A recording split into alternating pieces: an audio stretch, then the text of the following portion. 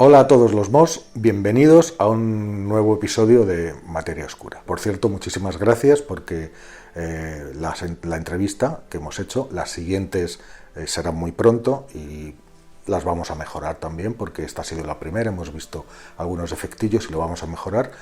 Y veréis que en unos pocos días también veréis las primeras preguntas. Estáis respondiendo muy bien, os animo muchísimo a que enviéis vuestras preguntas videograbadas. Tenéis ahí los enlaces, entráis en la pestaña comunidad y tenéis ahí los enlaces, os doy todas las instrucciones, lo único que tenéis que hacer es pinchar, aparece un formulario, lo cumplimentáis, subís ahí el vídeo y a mí me llega, a Andrés y a mí nos llega, inmediatamente damos buena cuenta, ¿no? Tenemos ya bastantes y vamos a empezar enseguida con eso. Bueno, pues, ¿de qué vamos a hablar hoy? Habéis visto el título, sugerente, ¿no?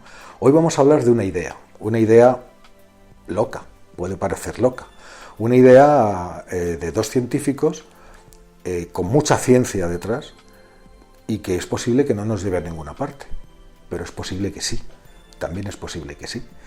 Y si sí que nos lleva, o sea, si la idea se demuestra que es buena, pues resulta que de un solo plumazo podría resolver algunos de los mayores misterios del universo. Ahí queda eso. ¿Y qué idea es esa?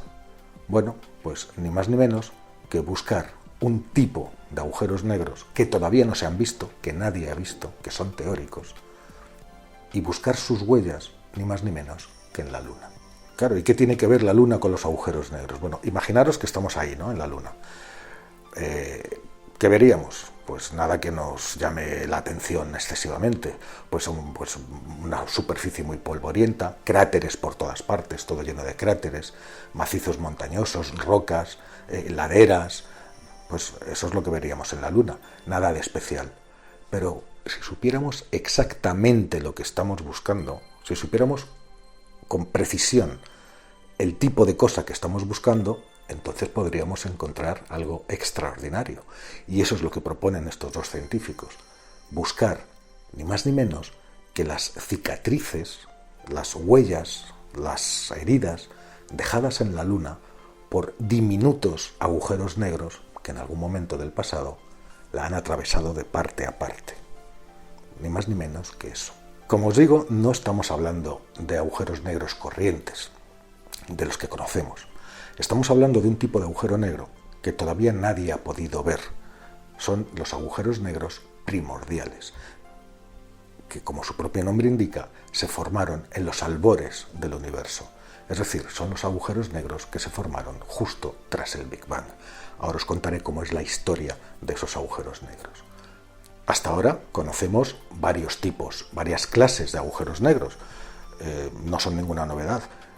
Sabemos, por ejemplo, que estrellas muy masivas, cuando estallan como supernovas, bueno, pues si esas supernovas tienen unas condiciones específicas, ¿no?, de tamaño, de masa, etcétera, pues después del estallido, en el centro lo que va a quedar es un agujero negro de masa estelar, es decir, con una masa de unas cuantas veces el Sol, por ejemplo, ¿no? Luego tenemos los agujeros negros, los supergigantes, los supermasivos. Esos son los monstruos, esos monstruos que pueden tener miles de millones de veces la masa del Sol y que nos encontramos en los centros de la mayoría de todas las galaxias activas. De hecho, las galaxias, las espirales, por ejemplo, parecen como remolinos de estrellas alrededor de esos gigantescos agujeros negros. No estamos hablando de esos. Estamos hablando de un tipo de agujeros negros muy diferentes y con unos tamaños y unas características muy distintas. Estamos hablando de unos agujeros negros, como os digo, surgidos directamente desde el Big Bang y cuyos diámetros, cuyos tamaños, fijaros bien, van desde el simple ancho de un átomo, hasta el ancho de todo nuestro sistema solar. Todo ese rango de magnitudes se ha calculado que pueden tener esos agujeros negros primordiales. Por el momento, como os digo, no hay ninguna evidencia, no hay ninguna prueba física de la existencia de este tipo de agujeros, ¿no? Pero pero es que tampoco la había de los agujeros negros que hoy conocemos. Es decir, tampoco la había, los agujeros negros que hoy conocemos, estos que os acabo de contar, pues hasta finales de los 60-70, no se descubrió el primer agujero negro diciendo esto es un agujero negro tal como dice la teoría. Ahí estaba Hawking, ¿no? Que fue uno de los padres, digamos, de todo lo que sabemos de los agujeros negros. Incluso llegó a hacer una apuesta con su socio Kip Thorne. Estaban estudiando un punto que se llama Cisne X1, que es uno de los primeros agujeros negros que realmente se encontró. Hicieron una apuesta los dos físicos, ¿no? ¿Y qué se apostaron? Bueno, pues Hawking apostó contra sí mismo y apostó con Kip Thorne que eso no era un agujero negro. Y Kip Thorne apostó que sí era un agujero negro, justo cada uno lo contrario de lo que pensaba. ¿Y qué se apostaron? Bueno, pues apostaron una suscripción a una revista un poco pornográfica, ¿no? Se apostaron una suscripción anual a Penthouse, me parece que era, que salían unas señoras estupendas, ¿no? Ahí, todas desnudas. Bueno, pues al final sí era un agujero negro, se confirmó que era un agujero negro, pero ya os digo que hasta los años 70, más o menos, los agujeros negros, todos los agujeros negros eran objetos teóricos. Nadie los había visto ni nadie los había descubierto. Hoy estamos hartos de que los científicos vean agujeros negros tanto con telescopios como, ya sabéis, con los detectores de ondas gravitacionales que captan las colisiones entre agujeros negros. En fin, se ha aprendido muchísimo de estos objetos espaciales y predichos por la teoría de la relatividad de Einstein, como casi todo, y que finalmente se vio que eran verdad. Bueno, pues la misma teoría de la relatividad de Einstein que predice los agujeros negros que sí hemos encontrado, también predice la existencia de estos agujeros negros primordiales que no hemos encontrado. Y ahora os contaré más sobre eso. La idea de los agujeros negros primordiales, como no, surge, después de las teorías de Einstein, surge del propio Hawking, que con otro colega, que se llama Bernard Carr, con otro físico, en los años 70, postularon la existencia de estos agujeros negros surgidos muy poco tiempo después del Big Bang. ¿Qué era lo que decían estos dos científicos, ¿no? Hawking y su colega? Bueno, pues que durante los primeros instantes de existencia del universo, la densidad de la materia, sabéis que esto nació como una sopa súper caliente y súper densa, que luego se fue expandiendo y enfriando, ¿no? Y de ahí pues toda la materia, ¿no? Pues de la materia que en aquel momento, en los primeros momentos, os recuerdo, no había ni siquiera átomos, sino que eran partículas sueltas, lanzadas a toda velocidad con unas temperaturas de miles de millones de grados y una densidad realmente enorme. Bueno, pues que en algunos puntos de ese universo naciente tan caliente y tan denso, pues se habrían producido colapsos gravitatorios, igual que el colapso gravitatorio de una estrella que se convierte en supernova. Sabéis que la culpa es de la gravedad, que aplasta a la estrella hasta que no soporta más y entonces estalla, y que algunas dejan agujeros negros. Bueno, pues en aquel momento, en el que por supuesto no había estrellas, ni siquiera existían átomos todavía, ya os digo, pero se habrían producido zonas de mayor densidad, que habrían colapsado, habrían hecho un colapso gravitatorio y habrían formado miles de millones de estos pequeños agujeros negros primordiales. Solo 4 años después, en 1974, el propio Hawking sorprendió al mundo con una de sus ideas más geniales, que los agujeros negros, después de todo, lo mismo, resulta que no son tan negros.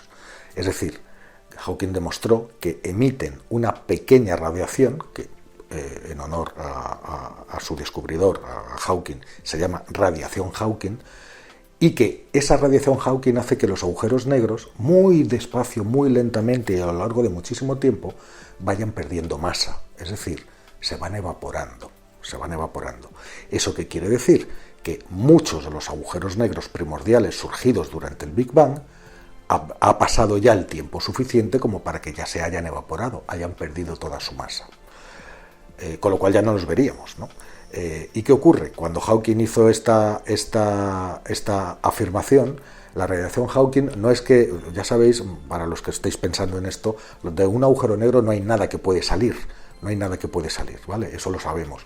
Pero la radiación Hawking consiste, digamos, hay partículas, cuando una partícula se dirige a un agujero negro, entra y se acabó, ya nunca más sale, ¿no? Pero hay partículas que el horizonte de sucesos, es decir, la línea imaginaria que forma la frontera, que una vez cruzada ya nada puede volver a salir, pues en lugar de entrar directamente, pues la rozan, es decir, la pasan rozando.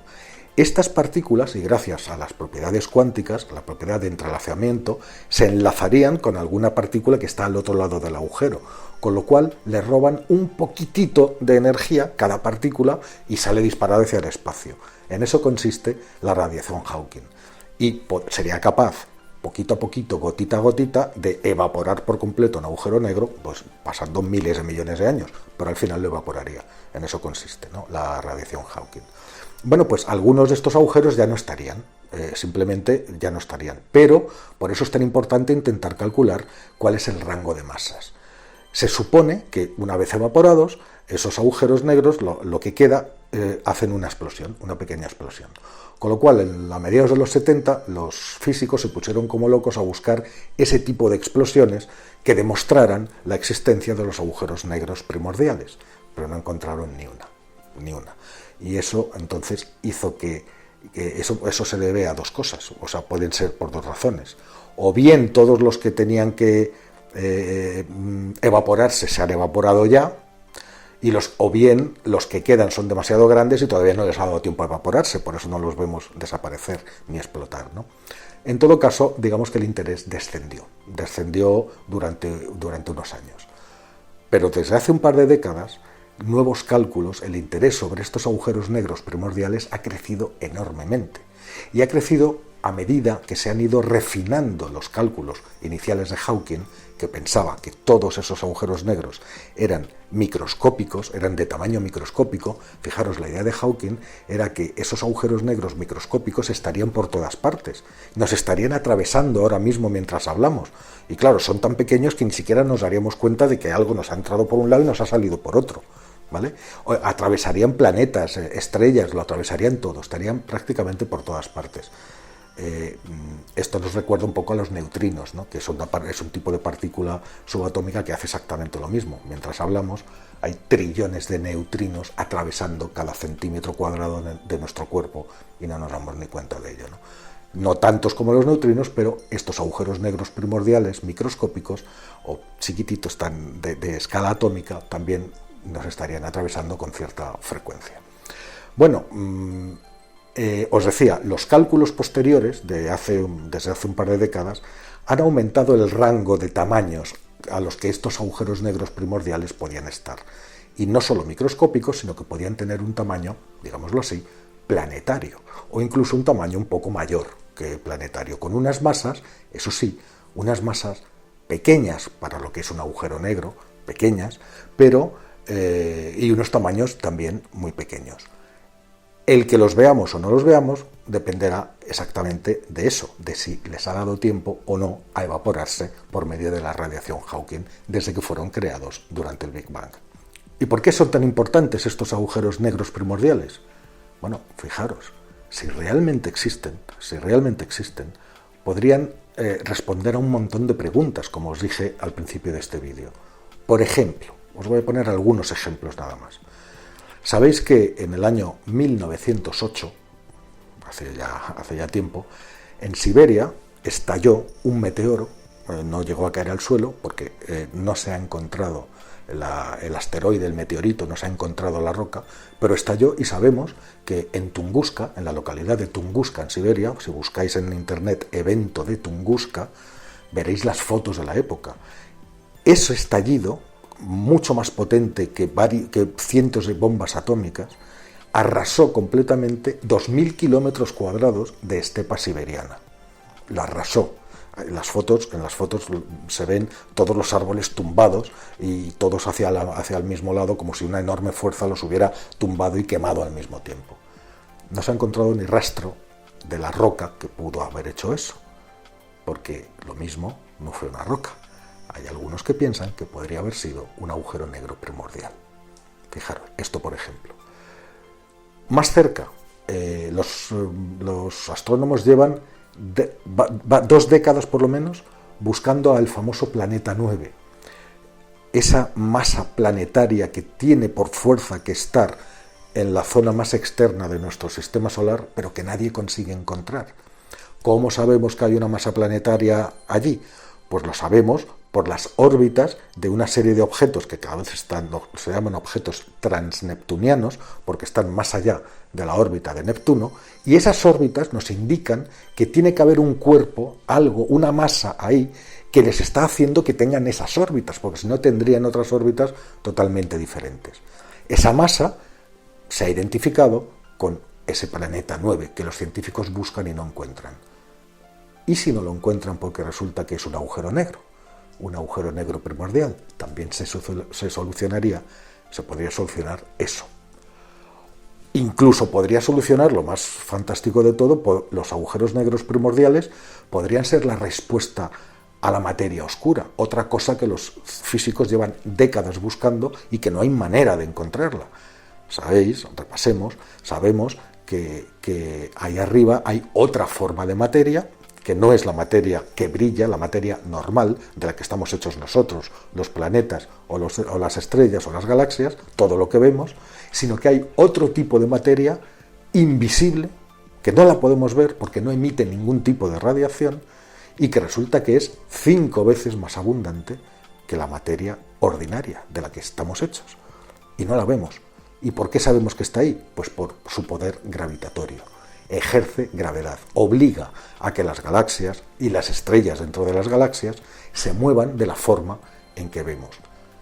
Se descubrió que esa materia oscura, porque no la vemos, está ahí precisamente de esta manera. Al medir los movimientos de estrellas dentro de galaxias y de galaxias dentro de cúmulos de galaxias, se vio que esos movimientos, la gravedad de los objetos que se podían ver no era capaz de dar respuesta a esos movimientos. O sea, tendría que haber una masa adicional, algo tirando de esos objetos, de esas estrellas, para que se movieran como nosotros veíamos que se movían. Y eso sería la materia oscura. Desde entonces, los científicos están intentando averiguar qué es, de qué está hecha. ¿Está hecha de átomos? No lo sabemos. Como no emite ningún tipo de radiación, no hay ningún instrumento que sea capaz de ver la materia oscura. Claro, están buscando incluso la partícula hipotética de la que podría estar hecha. Hay unas partículas muy masivas de interacción muy débil que se llaman WIMPs, que se supone que son los constituyentes de la materia oscura, pero no hay manera de sacarlos, ni de verlos ni en laboratorios, ni de verlos tampoco en ninguna reacción en el espacio. No la encontramos. ¿Y si fueran agujeros negros primordiales? ¿Y si fueran estos agujeros negros lo que nosotros llamamos materia oscura? Ahí no haría falta ninguna otra partícula, ¿no? No haría falta nada. Sería simplemente una cosa natural de geometría del espacio, de densidades espaciales durante el Big Bang que ha formado estos agujeros negros y que están por ahí y que evidentemente tienen masa, ¿no? Pues evidentemente los agujeros negros primordiales, si existen, también podrían solucionar esto. Y también podrían solucionar, ahora que me acuerdo, otro misterio. En el capítulo anterior hablamos de cómo nos engaña el universo, ¿os acordáis? Hablamos de las lentes gravitacionales.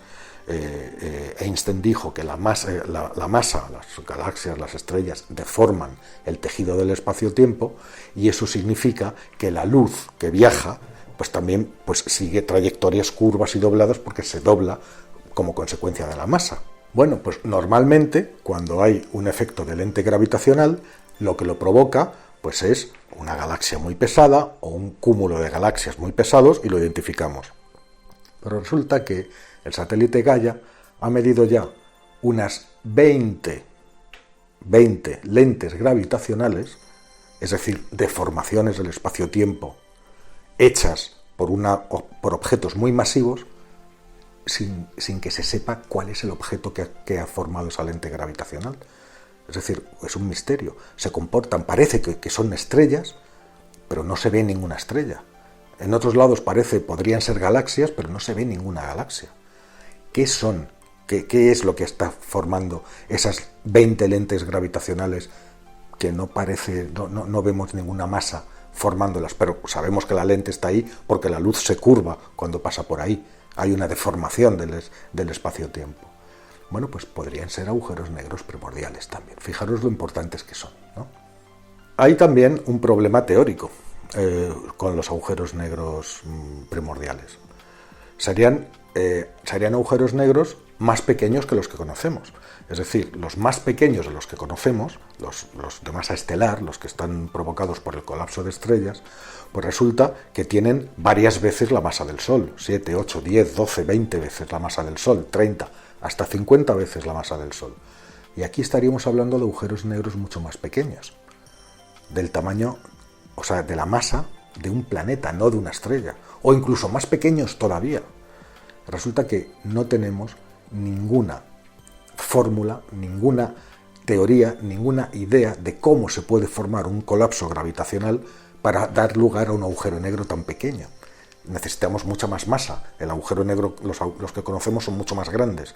Necesitan más masa para que se produzca ese colapso. ¿Qué tipo de cosa puede generar estos agujeros negros tan pequeños? ¿Existen? Claro, hay muchos que dicen que no. Pero entonces, ¿qué pasó? Llegaron las ondas gravitacionales. Llegaron los detectores de ondas gravitacionales. Sabéis que en el año 2016, o 17 me parece, 16 creo que era, se detectó por primera vez la primera onda gravitacional, esa ondulación en el tejido del espacio-tiempo, que es como un martillazo sobre la piel de un tambor, todo vibra, todo el espacio vibra, y ese martillazo resulta que son resulta que son dos agujeros negros chocando. Y esas ondulaciones transportan un montón de información sobre los objetos que han producido eso. Colisiones de agujeros negros entre sí o de estrellas de neutrones, que no son agujeros negros, son un tipo de estrellas muy extrema, pero bueno, nos interesan ahora los agujeros negros. Pues resulta que entre estas detecciones se han encontrado algunos agujeros negros que tienen solo 2,5 veces la masa del Sol. Solo 2,5 veces. O sea, muy pequeño. Eso todavía lo podemos explicar con las leyes físicas. Pero ¿y si empezamos a encontrar ondas gravitacionales cada vez más finas, cosa que haremos enseguida, de agujeros negros mucho más pequeños todavía? Si esos agujeros negros, si las ondas gravitacionales provocadas por esos pequeños agujeros negros de una masa solar o menos todavía de una masa solar, se encuentran, y como no conocemos ningún mecanismo que sea capaz de fabricar un agujero negro tan pequeño por colapso gravitatorio, pues no habrá más remedio que pensar que eso es algo primordial.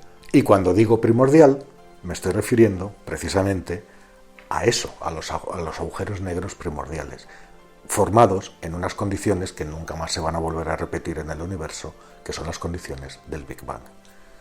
Y dicho todo esto, es justamente donde entra esta investigación de la que estamos hablando. Podemos volver a la Luna. Dos físicos que se llaman Kaplan y Jelinek, bonitos nombres,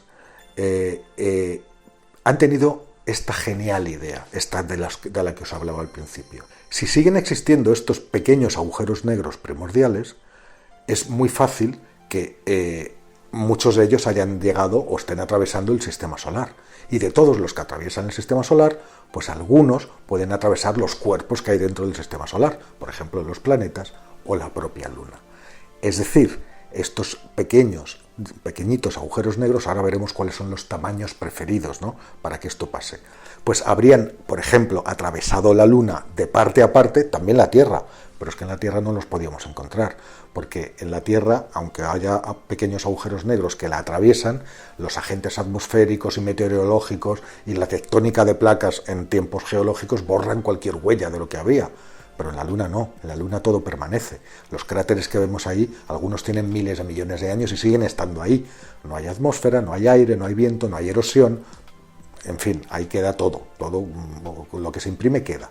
Con lo cual, por eso os decía al principio, este paseo lunar, sabiendo lo que buscábamos, pues estaríamos buscando pequeños cráteres, ahora os diré cómo son, hechos por estos diminutos agujeros negros atravesando la Luna. Eso es lo que proponen Kaplan y su colega, eso es exactamente lo que proponen hacer. Eso se puede hacer con imágenes de muy alta resolución desde los satélites o, si se localizan algunos de estos cráteres pequeños, enviar astronautas para que los vean directamente. ¿Y qué tipo de cráter deberían de estar buscando? Bueno, Sabemos que una roca muy grande hace un cráter muy grande, una roca muy pequeña hace un cráter muy pequeño, y lo mismo un agujero negro primordial pequeño hará un cráter pequeño y uno más grande hará otro más grande. En su estudio, los dos investigadores descartan muchos agujeros negros primordiales, muchas masas, muchos rangos de masas. Los que son demasiado pequeñitos los descartan. ¿Por qué? Porque si existen, han tenido, y son los diminutos, más pequeños todavía que un átomo, pues esos podrían haberse evaporado, han tenido tiempo de evaporarse mediante la radiación Hawking desde los tiempos del Big Bang, cuando surgieron, con lo cual esos descartados. Y también descartan los que son grandes. Imaginaros, los puede haber, en teoría, hasta del tamaño del sistema solar. Si fueran grandes, de tamaño grande, pues evidentemente los habríamos visto, porque habrían perturbado a otros planetas del sistema solar en su paso, o habrían perturbado o estarían perturbando a otras estrellas cercanas según se mueven, ¿no?, por la inmensa gravedad que arrastran, ¿no? Y eso tampoco es el caso. Con lo cual se han quedado con una masa intermedia. Serían agujeros negros que tienen una masa de 1 millón de kilos a 1.000 millones de kilos, pero comprimidos en el tamaño de un átomo. Fijaros bien, el diámetro de un átomo, con masas comprendidas entre 1 millón de kilos y 1.000 millones de kilos. Imaginaros eso según los cálculos de los científicos, esos agujeros negros viajarían muy rápido, probablemente a unos 200 kilómetros por segundo, o más o menos.